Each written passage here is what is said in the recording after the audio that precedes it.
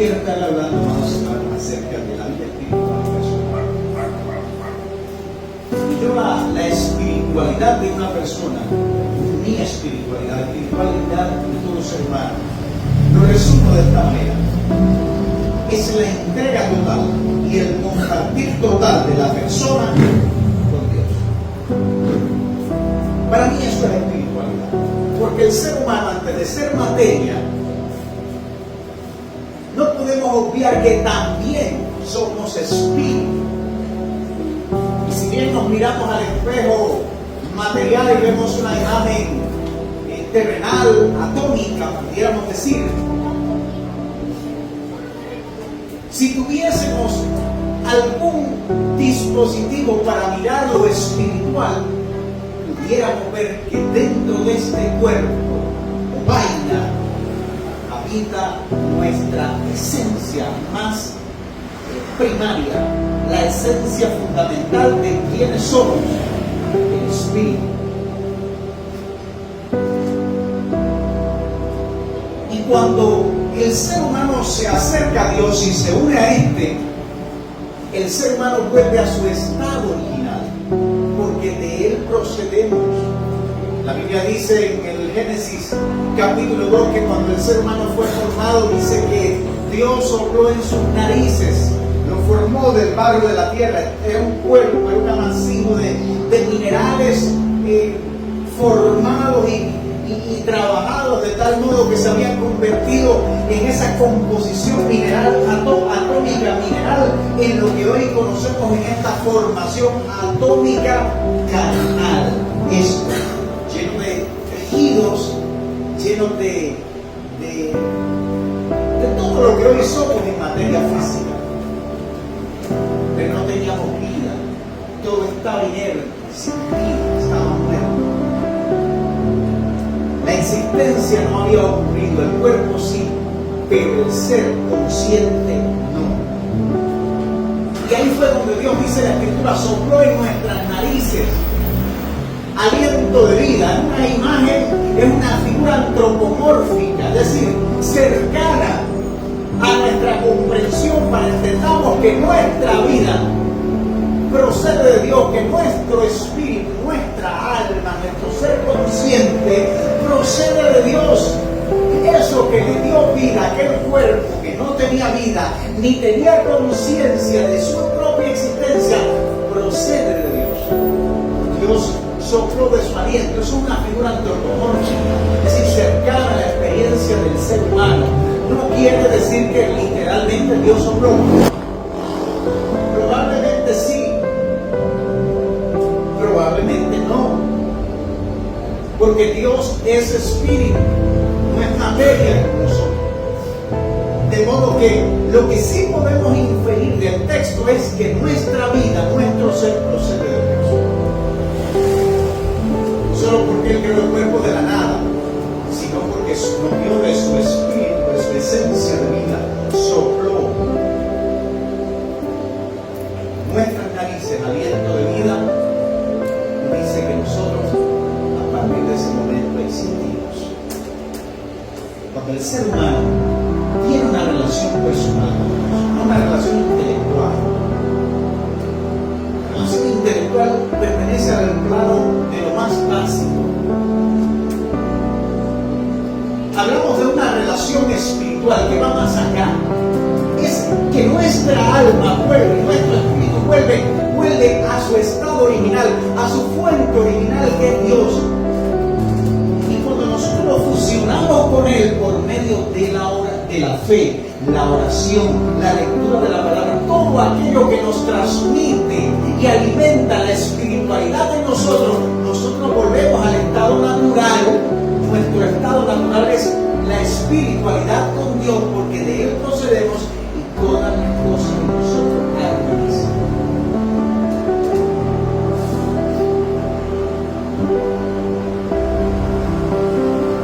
Es una persona, un pastor, un hombre de Dios, una mujer de Dios, que entiende esta verdad de la Escritura, no manda a nadie al psicólogo, mucho menos psiquiatra. Los problemas mentales, la mayoría de las veces, son los problemas existentes hablando correctamente. Los problemas existenciales, los conflictos existenciales tienen su origen en la ausencia de Dios en la vida de la persona. Mi esposa me decía hace poco, los pastores vivimos hablando en contra de la depresión, sin embargo vivimos en depresión. Los pastores, todos los pastores viven en depresión. Porque cada uno de ustedes tiene sus propias luchas y esas luchas uno las conoce y uno no es indiferente a ello, porque la razón de ser de la iglesia es precisamente eso, que sean pastoreados, que sean enseñados, que se vea progreso y crecimiento, no solo intelectual, sino emocional, espiritual, y que la persona, después de haber vivido una vida miserable en el Señor, se encuentre en el Señor de victoria en victoria, pudiéramos decir. Pero en ese proceso, pues las recaídas los pastores sufren, como si fueran ellos, porque son almas que pueden perderse. Por eso siempre se dice, comparando los dedos de la mano, ¿no? Utilizando esa figura a los ministerios, se dice que el pastor es el dedo del anillo, del compromiso. Porque el apóstol, que es el misionero, él llega, planta la iglesia y un día se va.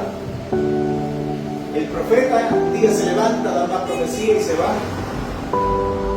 El evangelista, el dedo más, porque se dice que es el dedo del medio, porque es el más grande y es el que más llama, el que más sobresale, mejor dicho. Y llega un evangelista a la iglesia, empieza a hablar con los enfermos y empiezan a haber sanidades, y los muertos resucitan, y los paralíticos se levantan en la silla de ruedas, y pasan milagros y todo, sobresale. Pero el evangelista se va. Luego viene el pastor. El pastor nunca se va, por eso el dedo de la sortija, del anillo, del compromiso. Él nunca se va de la iglesia, siempre está en la iglesia. Y a veces vienen los profetas y no profetizan, lo que hacen es hablar tonterías y payasadas de su propia mente y dejan la iglesia dividida. Porque no vienen con palabra de Dios, como vienen ahora muchos. Y le toca al pastor resolver y unir nuevamente a la iglesia. Luego viene el evangelista, los evangelistas no son maestros, no deben predicar el plan de salvación y se meten a inventar que si Cristo, como decía un evangelista reconocido en los años 90, que Cristo venía Cristo venía en el año 2000 a la 1 de la tarde, de la noche, de la madrugada, y me acuerdo que en mi casa nos sentamos y recordamos, bueno, aquí estamos. Compramos una cantidad de comidas y de cosas y la dejamos ahí de bueno, aquí vamos a recibir al Señor con gozo y alegría. De verdad.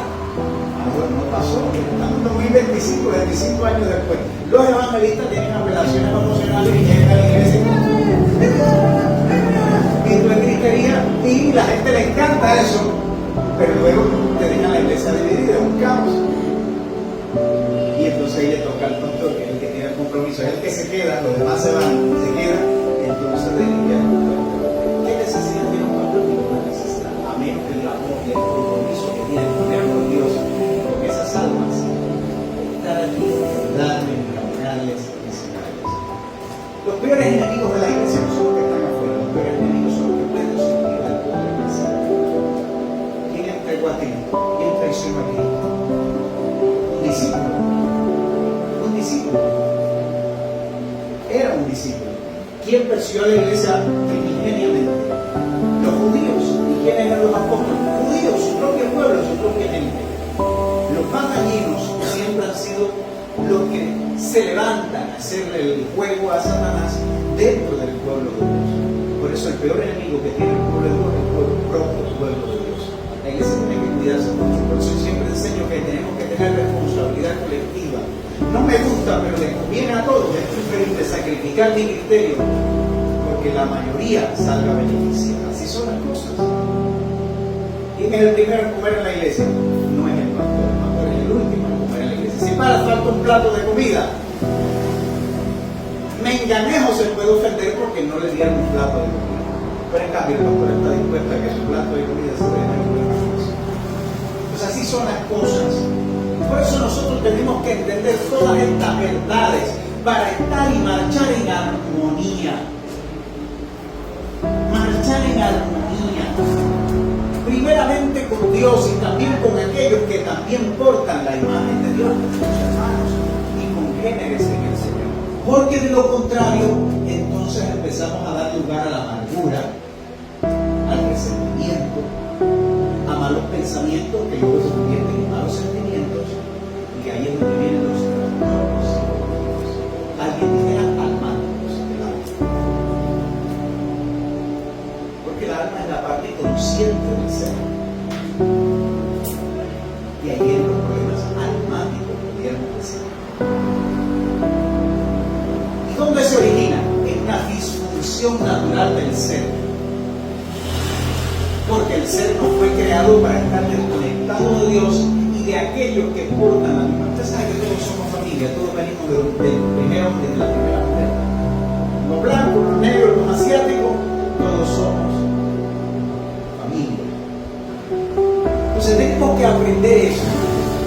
Que nosotros no podemos obviar nuestra naturaleza esencial. Es por eso que necesitamos cultivar nuestra espiritualidad. Y nuestra espiritualidad depende primeramente de Dios.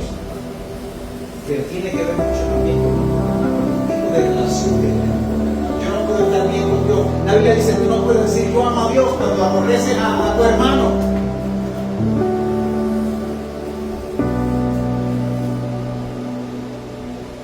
Y en un tiempo de tantas interacciones, ya se han creado las gafas, ahorita los teléfonos son obsoletos, ya las gafas inteligentes se fueron parte de lentes, así como los que tiene señas, los que tiene maniero, y usted ahí está hablando con él, le va dando órdenes y le va a pasar, y nadie está viendo lo que usted está viendo, pero usted está viendo ahí un video en YouTube. Muy pronto va a ser así. Hasta que entonces le metan el chip a la persona en la cabeza, que por ahí se va trabajando ya, se está trabajando en eso. Y entonces la persona puede estar conectada directamente a la máquina y nada más lo que si eso sucederá. En esos experimentos se le insertó un señor un chip, un dispositivo electrónico en el cerebro, y la persona logró con su mente mover el cursor de una computadora, de la pantalla de una computadora. Si estaba conectado de alguna manera a una computadora. Muchos dicen que la máquina, la marca del anticristo probablemente sea así, no lo aseguro, pero probablemente sea de esta manera. Hoy se habla del transhumanismo, personas que están diciendo que para no sufrir enfermedades, como la mente nunca envejece, pues se está trabajando en la idea de insertar en el cuerpo partes robóticas. ¿Por qué razón? Porque usted se machuca un dedo, le cortan un dedo, bueno, usted ya no tiene más dedo, en cambio, con robótica sustituirlo uno por otro, nada más. Y está empezando de una manera bonita y atractiva, porque una persona que no puede caminar, lo insertan, ay, que puede caminar. Ay, qué lindo, qué bueno el progreso. Sí, pero una cosa lleva a la otra. El transhumanismo es que personas saludables están queriendo entonces convertirse en ciber, es decir, en mitad humano, mitad máquina, para no morir, para no envejecer. No sé si vieron la película de Robocop y películas así que más o menos anunciaban lo que hoy ya se está visurando de manera rudimentaria, pero ya por ahí va la cuestión. Pero nosotros no somos ciber, nosotros no somos robots, nosotros somos seres almáticos, somos seres que tienen espiritualidad. Y para que nosotros estemos bien, no necesitamos un brazo robótico insensible. Porque cuando usted ve un tejido, en el caso de las hermanas principalmente, una tela, que en apariencia, utilizando el sentido de la vista, es suave, lo primero que usted hace no es olerlo. Usted no le pone el oído para oír la tela. ¿Usted qué es lo que hace? Le pasa la mano para sentir el tacto, la suavidad. De modo que ningún brazo robótico es un sustituto correcto ni exitoso de la naturaleza humana. Es más, la falta de sensibilidad. A mí me hizo bien el COVID porque yo dejé de oler los malos por lo todo lo bueno lo huelo, pero los malos no lo huelo. Lo bueno es eso, que no huelo muchas cosas. Pero las personas que no huelen nada, que no tienen paladar, como he conocido personas, sufren porque comen la comida por comerla, no por placer, porque no sienten el sabor. No huelen el olor, Entonces, nos damos cuenta que el ser humano Dios lo creó perfecto y nosotros no podemos alejarnos de Dios para sentirnos bien ni funcionar bien. Tenemos que estar conectados a Él. Por eso tenemos que buscar siempre la manera, todos los días, de acercarnos. Hermano, cuando abrimos los ojos, lo primero que tenemos es decir, Señor, gracias por este día y comenzar nuestro momento en comunión con Él. La gente luego en el mundo dice, oiga, me levanté con el pie izquierdo. No es que te levantaste con el pie izquierdo, es lo mismo que si te levantas caminando con las orejas. El problema es que tienes que levantarte en el Señor, porque nuestra naturaleza nos dice que para que funcionemos y las cosas nos vayan bien, tenemos que estar conectados con aquel que es la fuente. Es como decir, Dios es la batería que mueve nuestra existencia. No podemos desconectarnos del Señor. Y ahí es donde se demuestra la madurez espiritual de la persona, es decir, la espiritualidad de la persona, en las decisiones que toma en pro de su crecimiento espiritual o su alejamiento espiritual. Él nunca puede sacrificar lo mejor por lo bueno. Usted me pregunta ahora, pastor, ¿dónde usted quisiera estar? Bueno, hermano, yo en la carne quisiera estar ahora mismo allá donde está la sierra. Yo quisiera estar después para acá. Yo quisiera estar en uno de esos dos lugares, en la carne, pero sé que en este momento no me conviene. Donde me conviene estar es aquí, en la casa de Dios, alimentando mi espíritu, porque mañana empieza mi semana laboral y vienen un montón de problemas, de tentaciones y de luz. No solamente tentaciones, la gente después piensa que tentación es en lo sexual. A veces usted tiene tentación de dar un piñazo a una gente y romperle un ojo. Esas son tentaciones también, y uno tiene que controlarse, hey, Señor, dame fuerza para no levantar mi mano.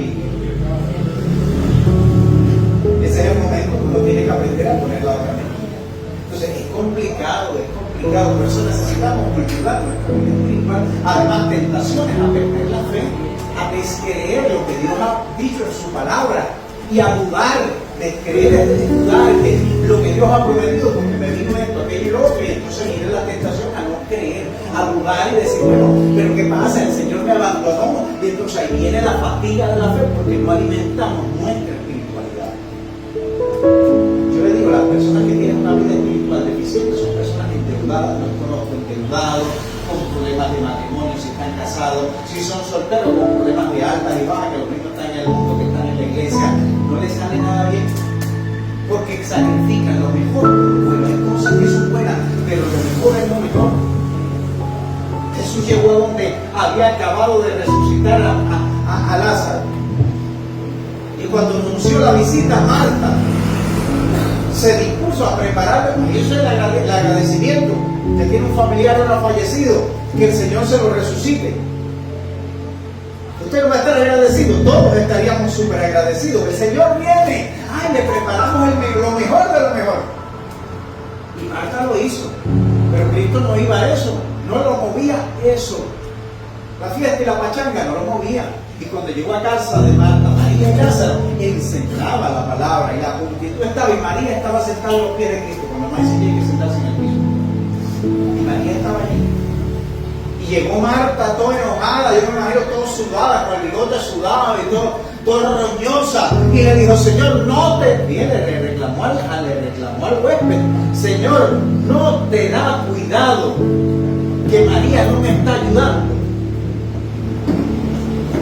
Escuche, le reclamó Marta al Señor Jesucristo que María no lo estaba ayudando, él estaba entreteniendo, distrayendo a María, y María no lo estaba ayudando.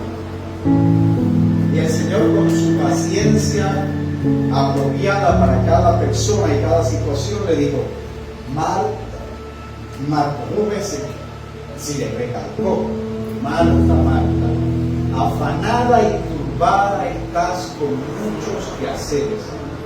María escogió la mejor parte, y esa no le será quitada. Hermanos, si un centro de trabajo sacrifica un tiempo con Dios, si te alejas de Dios, no es de Dios, no vayas, no te va a salir bien, no te va a salir bien, no vayas. Dios nunca te va a dar algo que te aleje de Él. Dios nunca te va a bendecir alejándote de Él, de su presencia, porque Él sabe que tú y yo necesitamos de Él, estar cerca de Él para que nuestra vida y nuestra naturaleza funcione.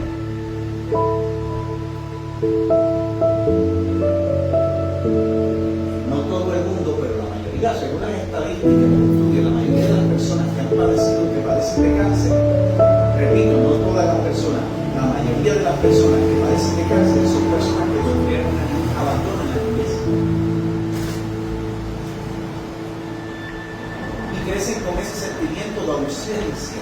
Pero David nos da la solución en su palabra. Salmo 37, 25, que mi padre y mi madre me dejaron, con todo Jehová me recogerá. Y Él llega a ser nuestro Padre, nuestra Madre, y llenar ese vacío que quizás en nuestra niñez no tuvimos, Él lo llena. Y David lo enseñó, aunque mi padre y mi madre me dejaron, con todo el Señor me recogerá. Podemos tener en Él esa ausencia paternal o maternal, la podemos tener en Él, de modo que nadie queda desprovisto en el Señor. Todos podemos acercarnos a Él y recibir de Él su favor, el apropiado, el oportuno, el que necesitamos. Y el Señor me dijo aquí, os digo que si vuestra justicia, verso 20, no fuere mayor a lo de los escribas y fariseos, no entraréis en el reino de los cielos. Quiero decirles quiénes eran, para que conozcan por qué Cristo habla de quiénes eran los escribas y quiénes eran los fariseos. Bien, los escribas, que se refiere a la Biblia, los maestros de la ley, le llaman en otro texto, eran los expertos en idioma y escritura del texto sagrado, encargados en transcribirla y enseñarla al pueblo. Hoy pudiéramos decir que son los rabinos de Israel. Su problema radicaba en que enfatizaban más la letra literal y no la intención del texto, el espíritu del texto, dando lugar a tradiciones no bíblicas que invalidaban el texto bíblico.